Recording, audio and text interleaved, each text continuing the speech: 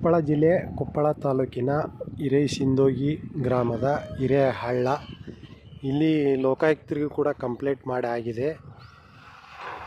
D C ಅವರಿಗೆ, S P ಅವರಿಗೆ, ಗಣಿ ಭೂವಿಜ್ಞಾನ ಇಲಾಖೆಯರು ಇವರು ಎಲ್ಲರಿಗೂ ಕೂಡ ಗಮನಕ್ಕೆ ತಂದಿದೆ.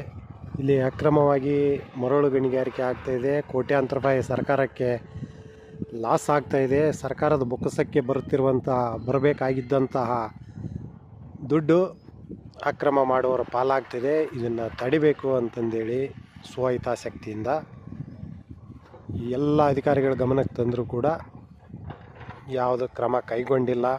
ರಾಜಾರೋಷವಾಗಿ ಇನ್ನೂ ಅದೇ ಹಳ್ಳದ ಒಡಲನ್ನು ಡಿಟ್ಯಾಚ್ ಯಾವ ಥರ ಬಗೀತಾ ಇದೆ ನೋಡ್ಬೋದು. ಇಲ್ಲಿ ಇವತ್ತು ಬೆಳಗಿಂದನೂ ಸುಮಾರು ಒಂದು 8-10 ಟಿಪ್ಪರ್ಗಳು ಲೋಡ್ ಆಗಿರೋದು ಗುರುತು ಇದೆ. ಅಲ್ಲಿ ಒಂದು ಟ್ರಿಪ್ ಬಿದ್ದಿದೆ, ಇಲ್ಲಿ ನೋಡ್ಬೋದು. ದಾರಿ ಇವಾಗ ಜಸ್ಟ್ ಒಂದು ಟಿಪ್ಪರ್ ಹೋಯ್ತು ಇಲ್ಲಿಂದ.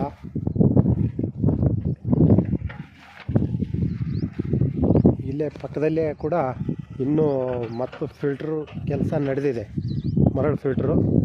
ಇವತ್ತು ದಿನಾಂಕ 26/11/2025.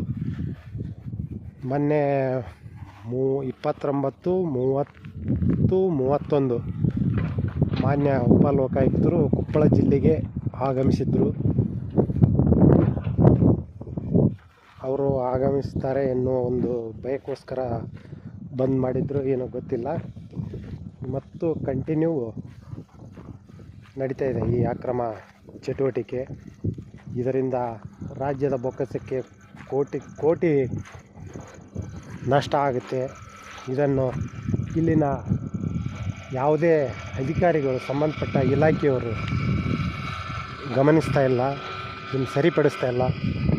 ನೋಡಿ, ಇಲ್ಲಿ ಫಿಲ್ಟ್ರು ಕೆಲಸ ನಡೆದಿದೆ ನೋಡಿ, ಮರಳು ಫಿಲ್ಟ್ರು. ಇಲ್ಲೊಂದು ಅಟ್ಯಾಚ್ ಇದೆ, ಗುಂಡಿ ಹೊಡೆದಿದ್ದಾರೆ ನೋಡಿ.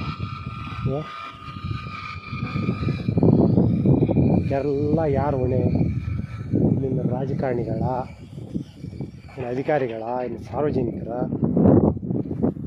ಹಿಂಗೆ ಲೂಟಿ ಹೊಡಿತಾ ಹೋದರೆ ಮುಂದೆ ಮಕ್ಕಳ ಗತಿ ಏನಾಗ್ಬೋದು? ಅವರು ಒಂದು ಬೊಗಸಿ ಮರಳು ಬೇಕಂದರೆ ಎಲ್ಲಿಗೆ ಹೋಗಬೇಕಾಗುತ್ತೆ?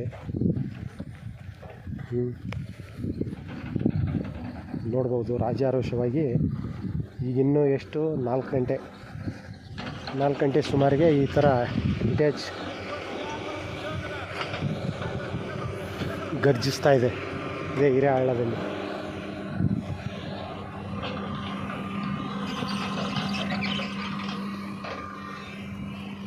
ಇಲ್ಲಿ ಎತ್ತಾಕಿದ್ದಾರೆ ನೋಡಿ. ನಾವು ಇದನ್ನು ರಾಜಾರೋಷವಾಗಿ ಹೀಗೆ ಹಗಲಿ ಟೈಮಲ್ಲಿನೇ ಸಾಗಾಟ ಮಾಡ್ತಾರೆ. ಇಲ್ಲಿ ಪೊಲೀಸ್ ಇಲಾಖೆ ಏನು ಮಾಡ್ತಾಯಿದೆ?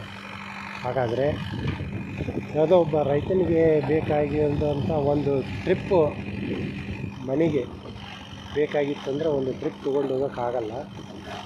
ಇಂತಹ ಪರಿಸ್ಥಿತಿಯಲ್ಲಿ ವಿಟೇಜ್ಗಳನ್ನೆಲ್ಲ ಇಟ್ಟು, ಯಾವ ಫಿಲ್ಟ್ರ್ ಮಾಡೋ ಮಿಷಿನ್ಗಳಿಟ್ಟು, ಜನ್ರೇಟ್ರ್ ಇಟ್ಟು, ಹೀಗೆಲ್ಲ ಕೆಲಸ ಮಾಡಿ ಅಕ್ರಮವಾಗಿ ಮರಳು ಎತ್ತಾರೆ ಅಂತಂದರೆ ಸಾಮಾನ್ಯ ಕೆಲಸ ಅಲ್ಲ. ನೋಡ್ಬೋದು, ಇಲ್ಲಿ ಟ್ರ್ಯಾಕ್ಟರ್ಗಳು ಕೂಡ ಇದ್ದಾವೆ. ಇವು ಮರಳು ಸಾಗಾಟ ಮಾಡುತ್ತಿರುವಂಥ, ಅಕ್ರಮವಾಗಿ ಮರಳು ಸಾಗಾಟ ಮಾಡುತ್ತಿರುವಂಥ ಸ್ಟಾಕ್ ಹಾಕಿದ್ದಾವೆ ನೋಡಿ ಇಲ್ಲಿ ತೊಗೊಂಬಂದು.